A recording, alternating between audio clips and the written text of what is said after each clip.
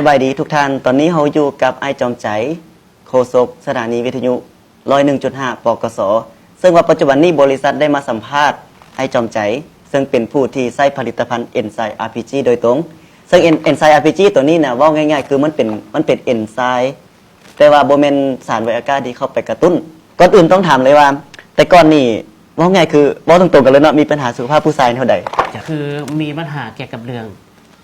การที่ผู้ชายเขาบ่แข็งแรงเจ้าบ่แข็งแรงบ่แข็งแรงแล้วก็บ่ได้ใจก็คือให้ร่างกายของเขาก็คือเรื่องผู้ชายของเขาโรยลายลงไปตามการวันเวลาของอายุสังขารแล้วที่ผ่านมานี่รู้สึกว่าอาการแล้วนี่เกิดขึ้นในตอนนั้นอยู่ประมาณจักปีก็เริ่มเข้าสู่40 ปี40 ปีแม่น40 ปีนี่ถือว่าเริ่มเป็นแล้ว37 38จะเริ่มมีปัญหาเพราะว่าก็คือเรื่องผู้ชายเฮาเนาะคิดน้ำลาดน้ำกาดคิดน้ำเวียกน้ำงานพักผ่อนบ่เพียงพออาการเหล่านี้มันก็จะเริ่มมีปัญหาเกี่ยวกับเรื่องผู้ชายเฮาคือมันมีอาการเหล่านี้น่ะแต่ก่อนอ้ายหาทางออกเลยแต่ก่อนยาตามเขาเจ้าซื้อตามเขาเจ้าโฆษณาก็เอามาทดลองแบบทั่วไปไวอากาศทั่วไปไวอากาศกับไส้ประเภทกาแฟกับไส้เท่ากันแล้วผลตอบรับเป็นจังได๋ผลตอบรับนี่ก็คือว่าไงคือตัวนี้ก็คือเป็นยากระตุ้นกระตุ้นให้เฮาแล้วกิจกรรมเมื่อเสร็จกิจกรรมแล้วก็คือแห้งเฮาจะหมดเลยแห้งหมดหน้าเรืองเลยแล้วผลข้างเคียงอื่นๆเลยที่สัมผัสได้ด้วยตัวเองเลยก็เฮ็ดให้ร่างกายของเฮาอ่อนเพลียลงตื่นมันบีบหัวใจบ่มันวินหัวบ่อาการเรานี่บ่บางสิ่งบางอย่างนี่ก็คือสินค้าบางอย่างนี่ก็คือเฮ็ดให้เฮาเมื่อย2ก็คือเฮ็ดให้เฮาหิวน้ำตลอด3ก็คือเฮ็ดให้เฮาเงานอนอีกร่างกายเฮาจะบ่สดชื่นเลยอันนี้ก็คือผลข้างเคียงของที่ว่าเคยใช้ผ่านมาว่าง่ายคือเฮาใช้ผ่านมานี่แม่นอยู่มันได้ผลตอนนั้นแม่นแต่ว่าหลังจากนั้นปุ๊บละเป็นแนวใหม่เป็นแนวใหม่และเฮาหมดแห้งเฮาหมดแม่นแล้วอ้ายคิดว่ามันส่งผลในระยะยาวบ่ถ้าเฮากินไปหลายแน่นอนถ้าว่าเฮากินไปตลอดก็คือแน่นอนเลยแหละก็คือร่างกายคือเฮากินแล้วเฮากระตุ้นนะเมื่อว่าเมื่อไฟแล้วก็คือจะบ่มีไฟมาต่ออีกแล้วจะมีผลระยะยาวแน่นอนเลยก็คือเวลาที่เฮาตื่นนอนแล้วหรือว่าหมดกิจกรรมแล้ว2มื้อ3มื้อก็ยังบ่ทันฟื้นความเมื่อยแสดงว่านักไอ้จำใจหาทางออกมาหลายวิธีกินยาตัวใดกับมาหลายบ่อนแล้วทีนี้ไอ้จำใจมาฮู้จักผลิตภัณฑ์เอนไซม์ได้แนวใดฮู้จักกับน้องสายผู้นึงที่เพิ่นมาแนะนำเพราะว่าเอนไซม์นี่ก็คือเพิ่นว่าบ่แม่นไวอาก้าบ่แม่นยากระตุ้นอยู่ในนี้ก็คือจะมีสมุนไพรอยู่ที่เกือบว่า 60% อีก 50% เป็นเอนไซม์แม่นซึ่งเอนไซม์ตัวนี้น่ะเวลาลูกค้าที่กินอย่างที่ไอ้ได้กินนั่นแหละมันจะช่วยฟื้นฟูระบบและอีกอย่างวันนี้คนที่แบบ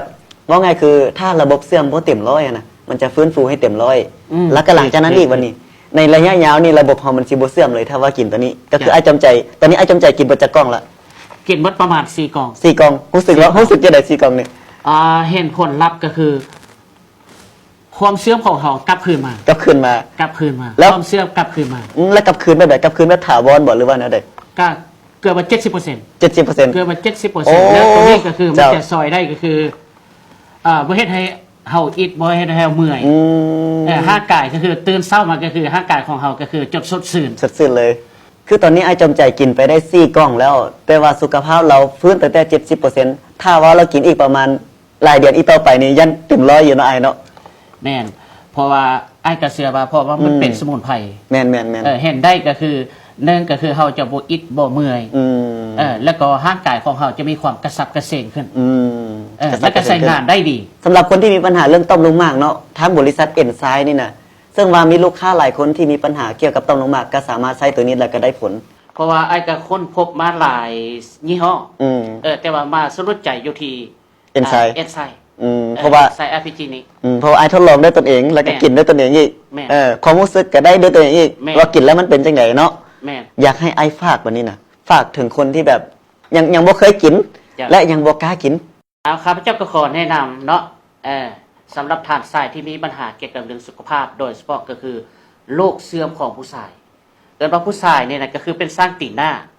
แม่นถ้าร่างกายบ่แข็งแรงแล้วหั่นน่ะทุกสิ่งทุกอย่างมันจะโรยลายลงไปแม่นดังนั้นก็คือทางชายที่มีปัญหาเกี่ยวกับเรื่องสุขภาพนะ ข้าพเจ้าขอแนะนำเอนไซม์ ฝากไว้เนาะสำหรับท่านผู้ชมเนาะที่ว่ามีอายุตั้งแต่25ปีกินก่อนว่างั้นคือกินกันไว้เพื่อเสื่อม และกันในอนาคตอีกวันนี้ คนที่แบบเสื่อมแล้วมีอายุประมาณ40ปีขึ้นหน่อยเนาะ จ้ะ ถึง70-80 ปีแนะนำให้เป็นเอนไซม์ RPG เลย เพราะว่าท่านกินหลายเท่าใดยิ่งดีต่อสุขภาพ คนใดที่แบบหยุดกินมานี่ก็บ่มีผลเสียอย่างเลย อืม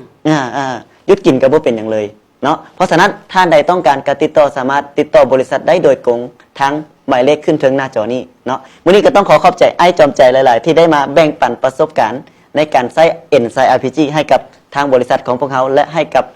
ทางท่านผู้ชมที่กำลังเบิ่งอยู่นะขอบใจหลาย จะเอาขอบใจหลายๆจ้ะ ๆเด้อ